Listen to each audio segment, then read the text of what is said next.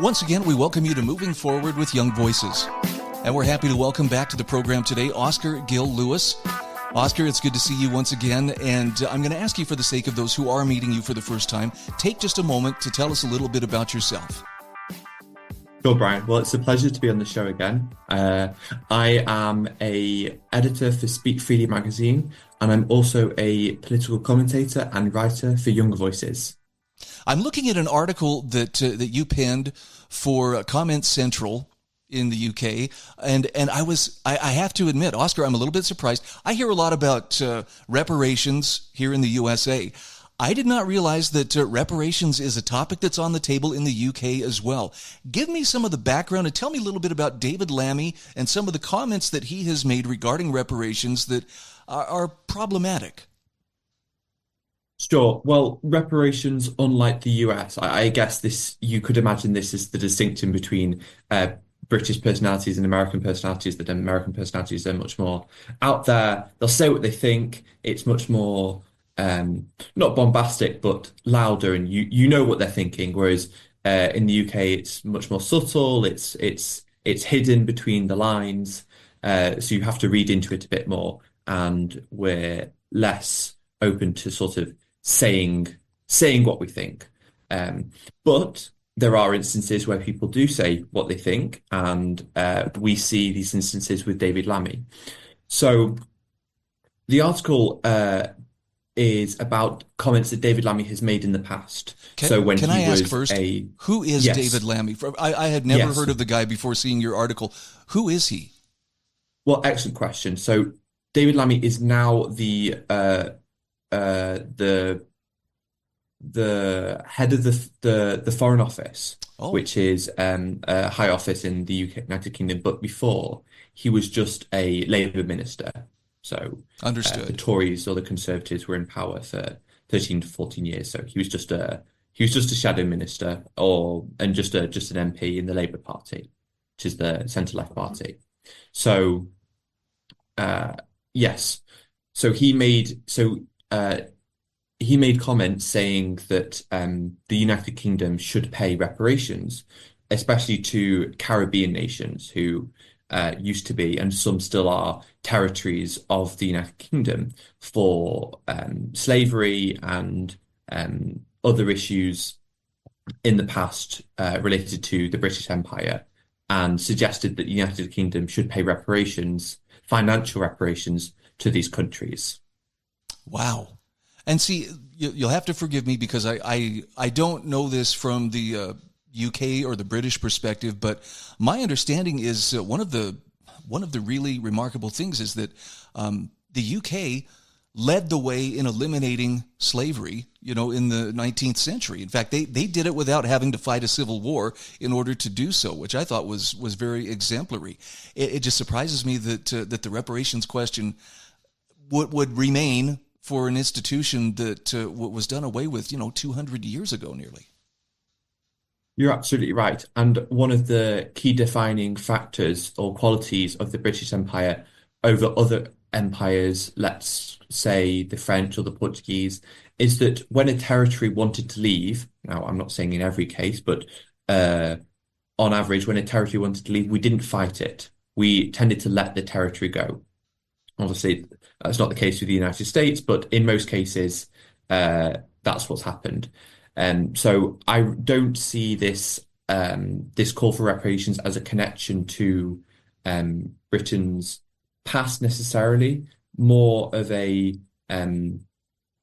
left-wing Marxist ideology that's run rampant today, that believes that it's not fair that people have more money than others, and believes that just because some people are doing bad, that means that others are doing better because those people are doing poorly, which isn't the case.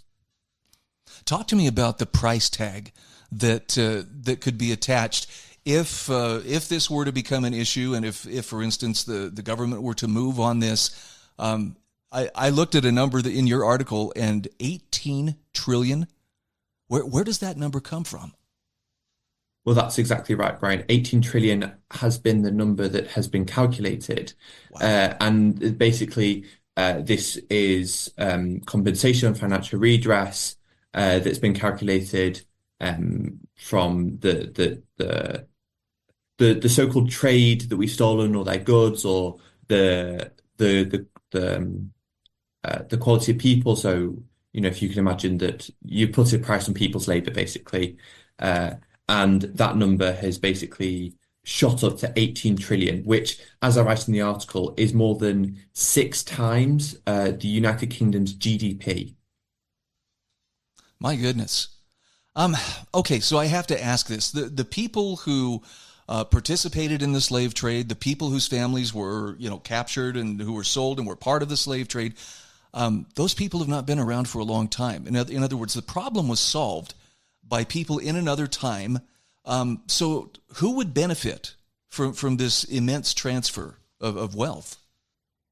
Well, it's an interesting question, and it goes to your earlier question that David Lammy's critique doesn't take into account that Britain was one of the first nations to try and eliminate slavery. It's one of my main complaints against reparations is that it is so difficult to tell that you are giving the reparations to the correct people. So I'll take an example of the US for a moment, that if you give reparations to slaves, but then you can imagine that that some of those slaves, that most or all of them tended to be African Americans, that you cannot just give reparations to all Black people now in America, because some of them don't have ancestors who were African American slaves. And then you can also imagine that some of those African American slaves married white people, and then you have the whole problem of, well, if they're biracial, do they get half the amount of reparations? Do they get a quarter? And it's so difficult to tell who gets what reparations. And basically, it would benefit David Lammy's constituents and get him political points, basically, rather than actually helping the people that he claims to be representing. There's also the issue, too, of that money. It's not like a treasure chest has been around for a couple of hundred years and we'll just dip into that and use, this wealth that was created long ago.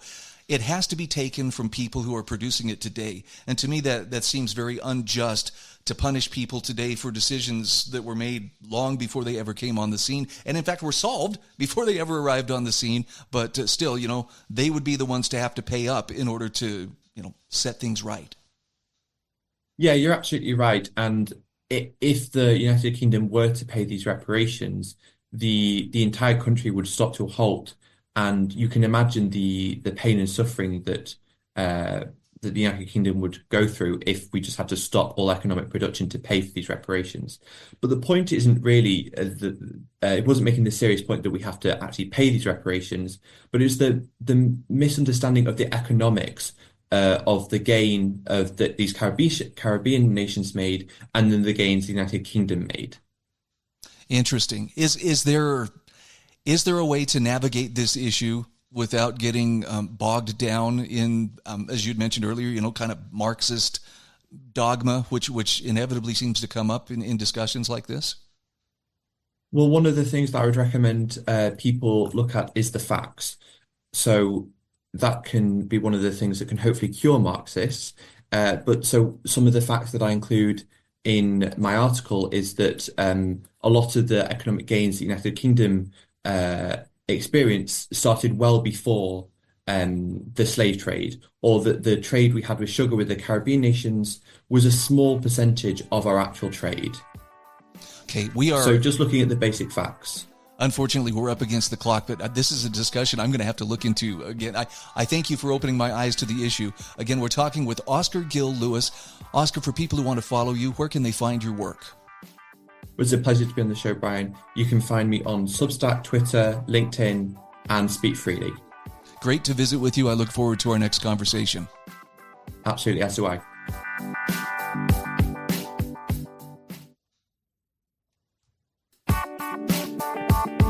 And we are back on Moving Forward with Young Voices. Happy to welcome William Barclay to the show. William, this is your first time on Moving Forward, but take a moment here to tell us a little bit about who you are and what you do. Hey, thank you so much for having me. So I'm a political theorist and private consultant from Canada. My work's being published by a bunch of newspapers, peer-reviewed journals, like the Times of Israel, the Journal of Liberty and International Affairs, the MacDonald-Laurier Institute.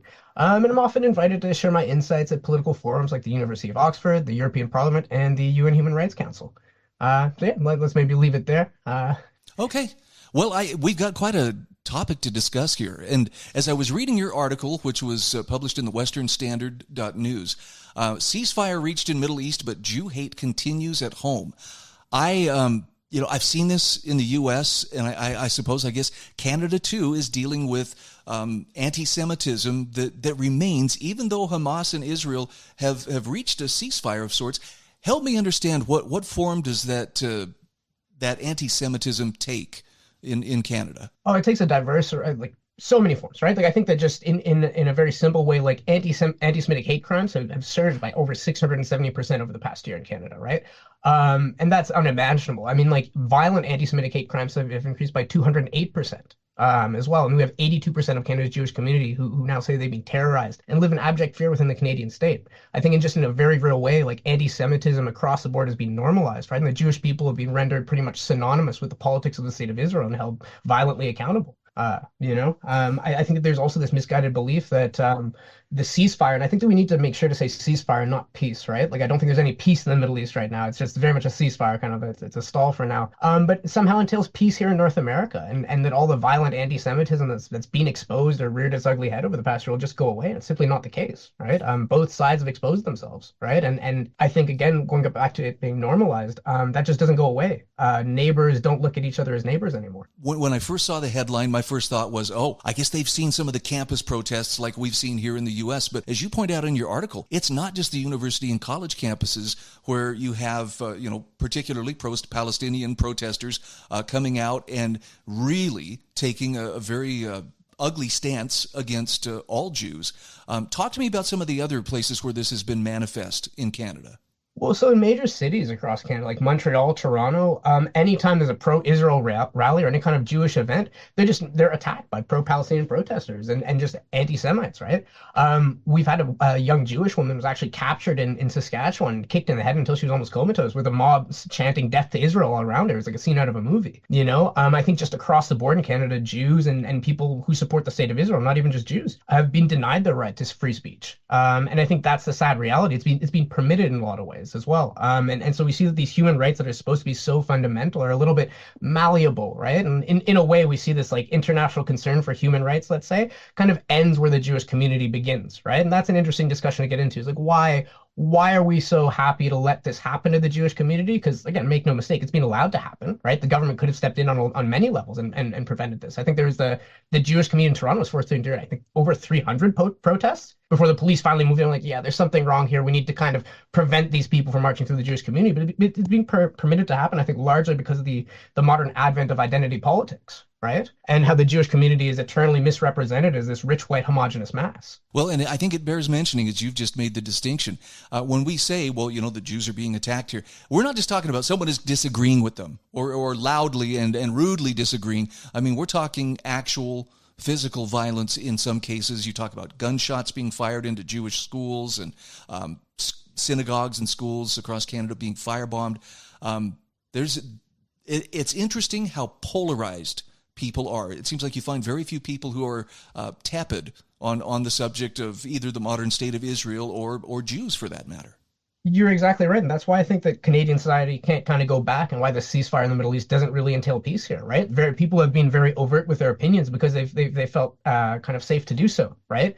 There simply hasn't been any response from the government for anti-Semitic hate crime or these protests or even just the violent beatings that individual Jewish people have been forced to endure.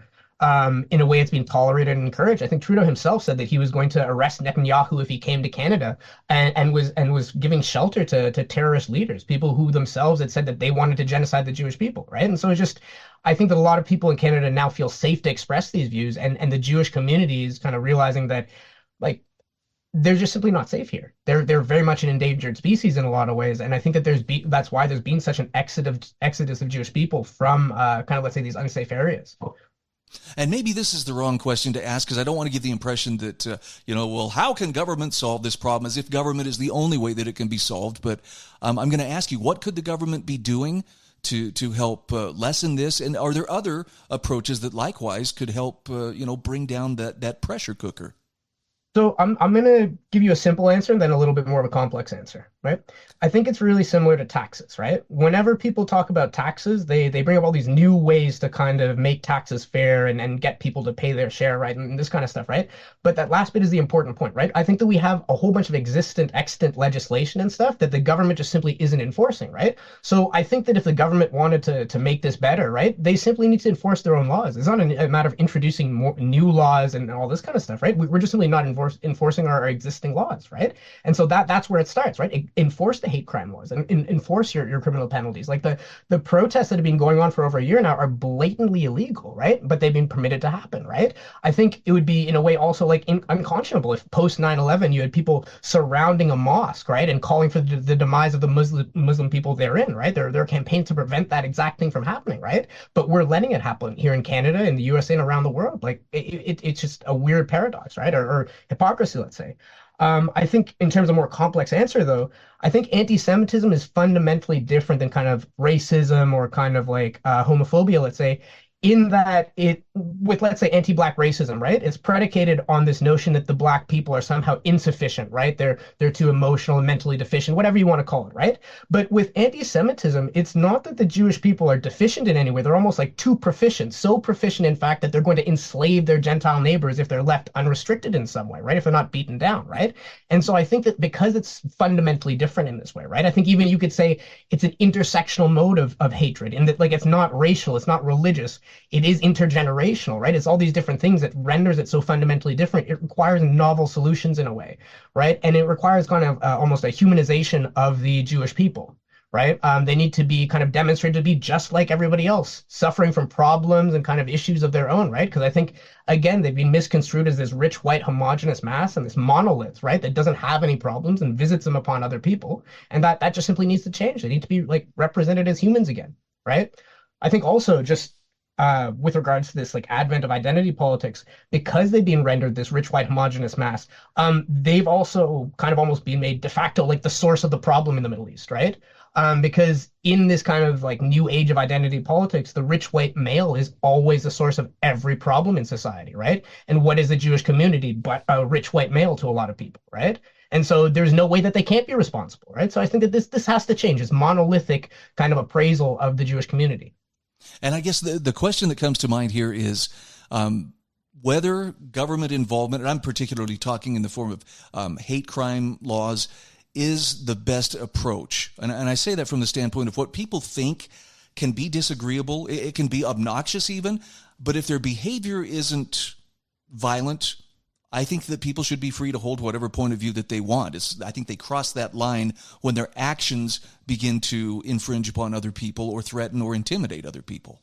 I agree with you 100%. I think free speech is of paramount importance, right? I think that there's even this notion, for instance, that you have your right to free speech in as much as it doesn't preclude anybody else from free speech, right? And I think that's where the pro-Palestinian protests kind of cross the line, and they need to be halted, let's say, because in a lot of ways, these protests and kind of the violence that's endemic to them has precluded the Jewish community in Canada from exercising its own right to free speech. And anyways, yes, I agree with you 100% on that point, that the right to free speech and kind of freedom of expression needs to remain sacrosanct. Yep, I am all for we need to be able to find peace, real peace, and people's willingness to live and let live, and not engage in that collectivist thinking of, well, you're part of this group, so you must be this way. But this is not going to be something easily resolved, right? No, 100%. I think this is the problem, is the Israel-Palestine conflict and everything that's kind of associated with it is all gray, right? People like to treat it as though it's black and white because it's expedient, and it allows them to kind of accomplish their own political ends, leverage it towards their own gain.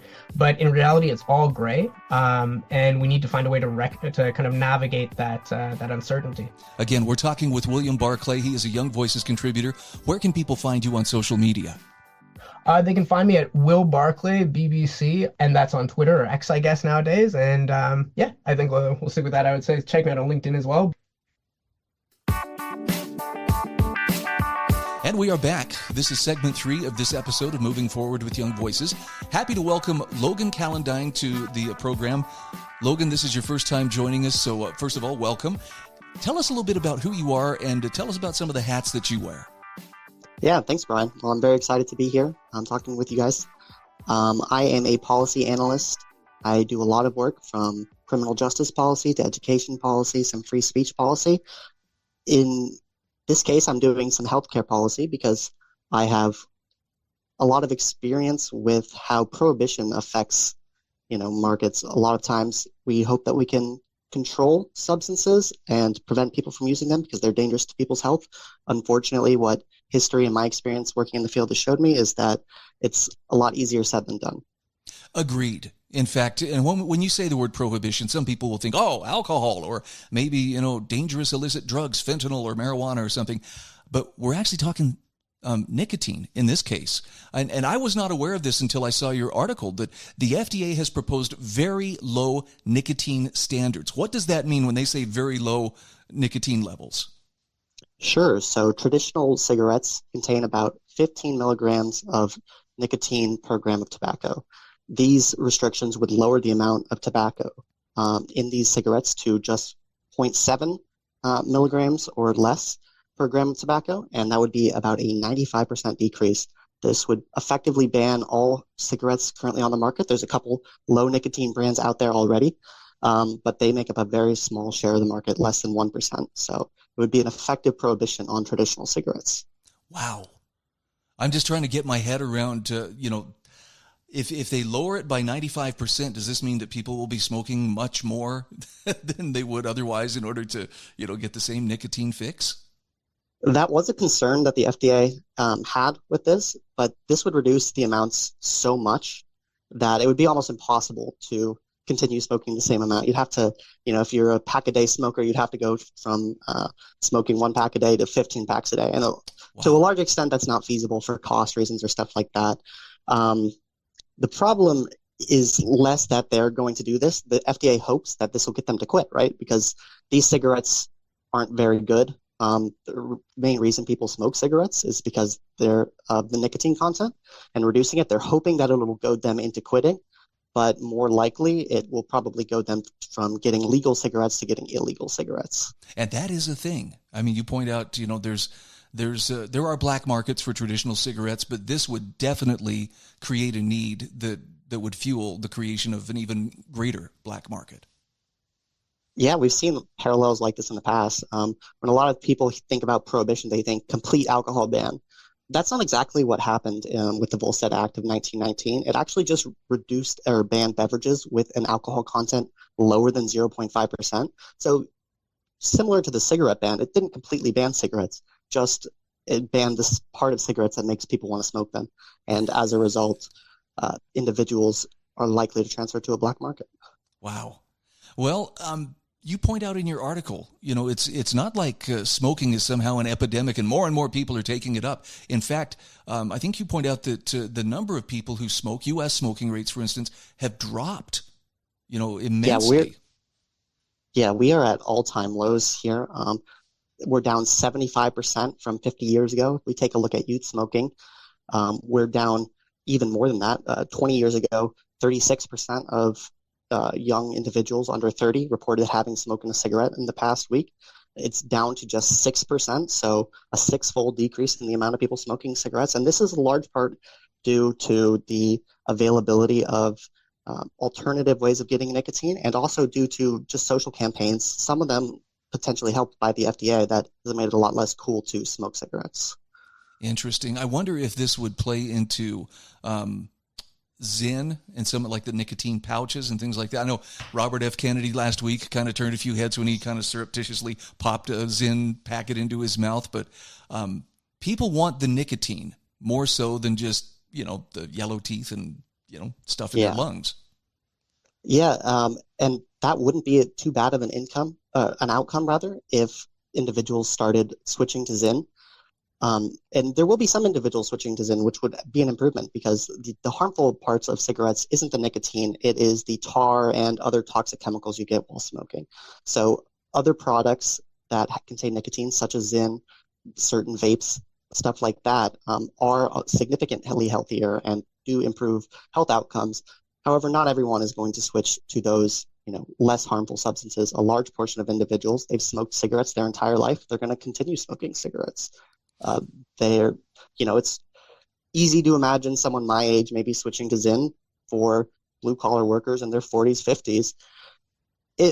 I think it's unrealistic to expect them to switch away from something that they've been doing their entire lives. Well, and I'm curious, as you had mentioned in your article, and you've mentioned again here, with the smoking rates decreasing as much as they have, I don't know that. I guess I'm curious. What worked? What is it that has helped bring those smoking rates to this 95% decrease? Yeah, I mean, a lot of people have found it less cool to smoke cigarettes. There have been a bunch of public interest campaigns.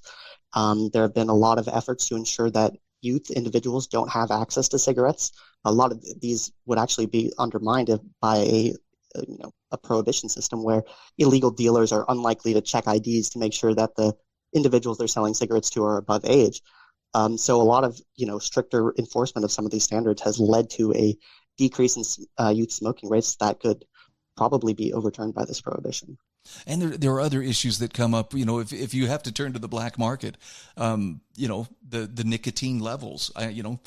I'm not trying to make the case that, boy, we should all, be smoking, good, laboratory tested stuff, but at least stuff that is currently available through these legal sources, you have a good idea of what you're getting. But when it's on the black market, that becomes much more of a question.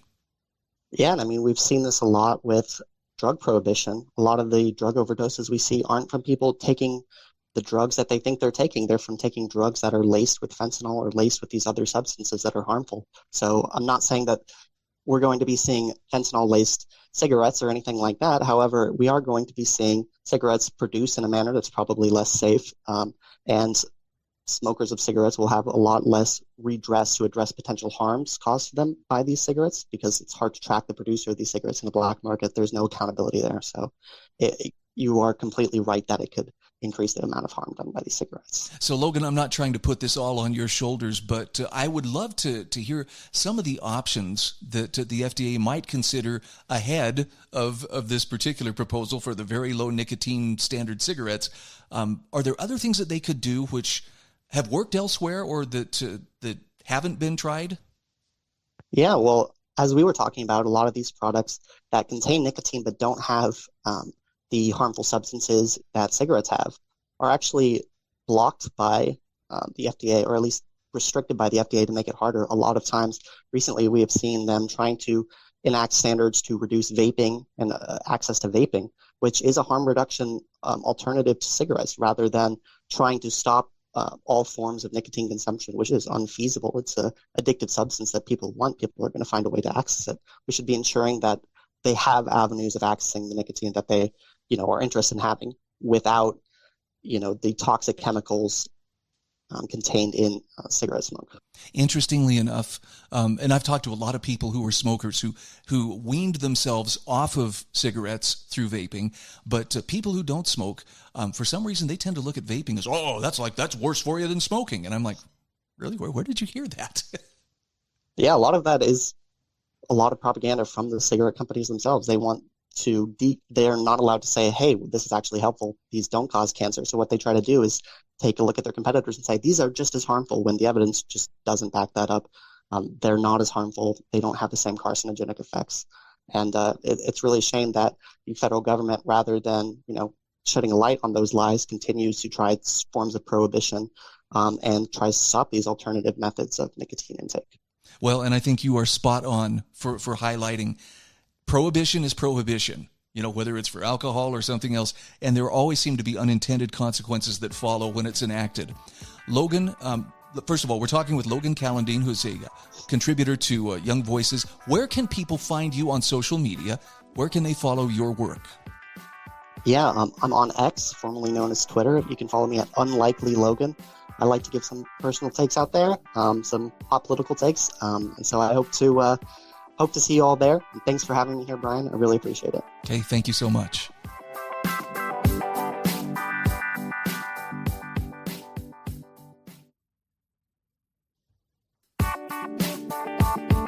And we are back. This is our fourth and final segment of Moving Forward with Young Voices today. I'm happy to welcome Brian Nuckols. He is a Young Voices contributor.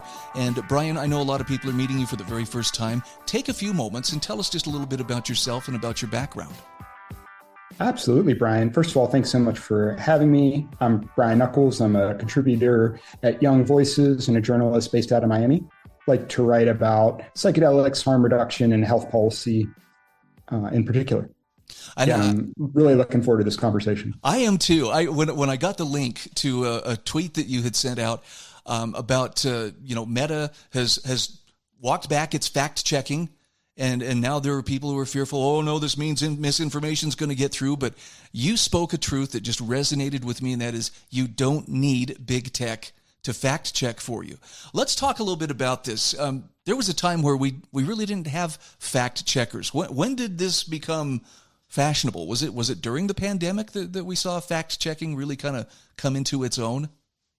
It's a great question. It definitely accelerated during the pandemic, but I think it started becoming extremely prevalent during the Trump administration in the first election. I think that's when we saw the social media sites really pushing hard for this kind of fact checking. So you have some very specific ideas and some techniques that people can use to where essentially they can become their own fact checkers and not have to depend on somebody else or some algorithm to do it for them. Where do you begin a journey like that? Yeah, I got really interested about this discourse. Twitter rolled out community notes and then this story with Meta cutting back fact checking. It was just kind of percolating in my mind. I became very curious about it.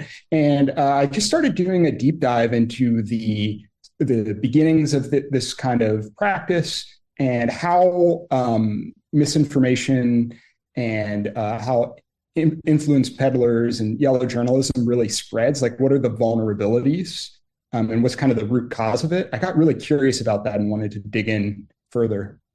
So I love that I'm looking at a headline here, Radio Fake Scares Nation. This is from 1938, but it's a wonderful object lesson. Talk to me about the War of the Worlds broadcast and what we can learn from that in terms of how we can be manipulated. It's a really good example. The cognitive bias that this really played on is emotional reasoning. And so once we start feeling emotional, fear, anger, etc., we're much more malleable and persuadable when it comes to information. It kind of shuts down our critical thinking faculties.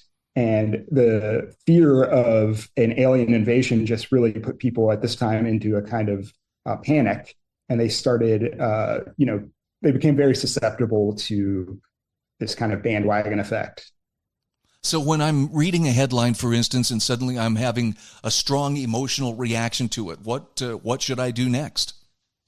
Yeah, this is in the thread, I offer a number of strategies that we can use, but I think it really comes down to pausing and allowing the critical thinking faculties to come back online, kind of recognizing like, oh, this makes me angry, I'm upset. And then finding your own way to kind of slow down and think of the different angles. I personally like to use empathy, this person who I'm not agreeing with. What are they trying to do with this? That kind of helps me separate from my emotional experience. But yeah, pausing and thinking, how can I bring my kind of better critical thinking to the table here? I like that. And I'll share an example with you. 30 years ago, Timothy McVeigh and Terry Nichols blew up the Murrah Federal Building in Oklahoma City. And I remember very clearly a newspaper picture that came out a couple of days later showing a firefighter carrying the little bloody, broken body of a little 1-year-old girl out of that wreckage. And boy, I had a 1-year-old daughter at the time, and it hit me just like a ton of bricks. But every time I saw that, I would have a similar just, whoa, feel like I'd been punched in the stomach. And there came a point where I finally went, okay, Someone is trying to make me feel very upset, either filled with grief or anger or all of the above. And it turns out, that was kind of the front piece for what became a smear campaign against not just the people involved in that atrocity, but the entire political right was basically wrapped up in the whole same ball of wax with them and said, well, these are the people responsible. Absolutely. It's an excellent example. And we've really seen that trend accelerate. We have mass shootings and different events that are really utilized, taking that, preying on emotional reasoning and trying to scapegoat different groups like responsible gun owners and other folks on the right, especially. We're seeing a lot of that. So I think it's a really, really good example, the Oklahoma City case study. Your Twitter thread also points out there's a reason that emotional, things that grab us emotionally are used because they work. Absolutely. Yeah. It's a very effective tactic. It's a playbook that we've seen in many, many different ideologies use it, different state and now non-state actors, marketers, all types of people are utilizing these tactics. And yeah, they're effective. And something else you mentioned here, and I thought this was really cool, because a lot of what you're directing people to do here is know yourself. Recognize, when your chain is being pulled and when you're reacting emotionally to something. Confirmation bias, though, you mentioned that, and that is not so easy to recognize. It's quite difficult. It's a big challenge. I think of it as almost like a spiritual practice or discipline. Like I said, I mentioned empathy. I think that's very, very important. Even when I strongly disagree with someone, I want to kind of know what their world is like, what's their worldview. But yeah, when we feel that it's dangerous or scary or dumb, just plain dumb, it's really, really hard to connect with that. And we see, especially in the social media algorithms, we can be put into echo chambers. And it takes a discipline to find the smartest person or a smart person with a completely opposing view. Yeah, and look, I'm sure I get a dopamine release when I find somebody whose opinion seems to verify my own. It's like, well, see, I'm a pretty smart guy after all. But you're cautioning people, don't be so quick to embrace stuff. In fact, there's a question you pose here that I thought was just golden, and that is, when you hear something that sounds good, ask yourself, what would change my mind? Yeah, for me, it's a poignant and profound question because thinking about and reflecting on the kind of evidence and the kind of experiences that that make up our viewpoints, and then thinking like, could my mind be changed on this? It's kind of a powerful practice. And for some things that are core to our worldview, it would be very hard to change. But even going through that thought experiment, and one motto I like to use, if it's true, it can take the pressure. Very, very smart. Now, you also point to authority bias, and I think we saw this a lot during the pandemic. Well, now, this person in authority said this, so therefore, you really should believe it or you shouldn't question it or whatever. How do we handle when experts or other people in authority positions are saying something that we're not quite sure is true? How do you go about not being swept along with the current? I think it's a great question. And pivoting back to what we talked about earlier, 9 out of 10 dentists recommend commercials with lab coats, again, a playbook and a tactic that is very effective. Yep. My question is, when I'm seeing this kind of authority bias come in, it's just like, what's their evidence? These people are smart, they're trained, but the methodology is typically not mystified. You can say, wait a second, they have a 20% confidence in this, or this has only been one study that's ever done. And, this methodology it doesn't seem compelling to me. That's something a layman can definitely participate in, critique. I mean, we should be humble, but also look at it. And another thing I'd say is scientists have minority opinions, like who has the minority opinion and what are they saying? That's another thing I like to do with authority bias.